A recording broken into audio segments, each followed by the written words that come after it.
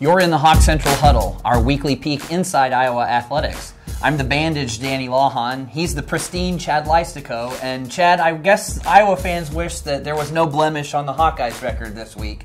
But we can't say that after Saturday night's heartbreaking loss against Wisconsin.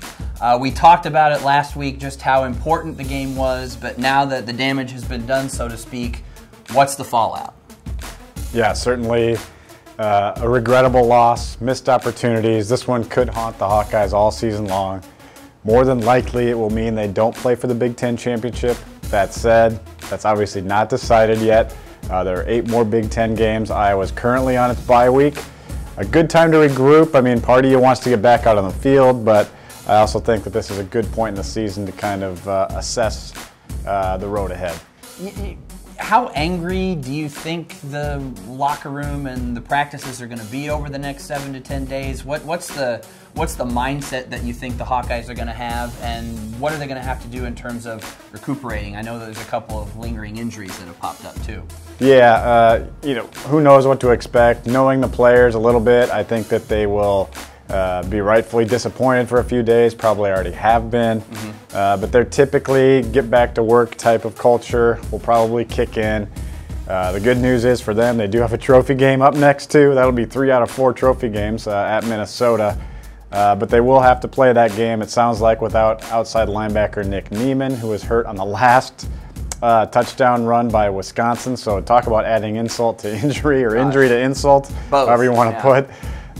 So possibly Barrington Wade gets the start there. Also cornerback Matt Hankins, his status is a little bit more uncertain as well. He did not play at the end of that game. So Iowa could be down 2 defensive starters in Minneapolis. It's a good time to clear one's head after, the bitter defeat and so forth. But when you look just at the schedule, there's 5 road games coming up out of 7. Yeah. That being said, the schedule does set itself up rather favorably.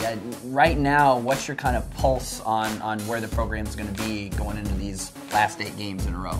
Yeah, obviously a lot of winnable games on the schedule. Northwestern probably not looking as good as people thought. Same with Nebraska. Minnesota about what we thought. Purdue maybe has a little something there. Illinois bad again. So really there's a lot of winnable games in this block of 8 coming up. Obviously the toughest one is going to be at Penn State, October 27th. But as I look at this, they're going to be favored in 7 out of 8. To expect 7-1, that would be a 10-2 season. That would be a really nice season. I think more alignment for expectations should probably be in the 9-3 range. We'll still have a whole bunch of coverage for you throughout the open week. Perhaps maybe take a little time on Saturday to give a little blood and save a life or 2. Have a good weekend.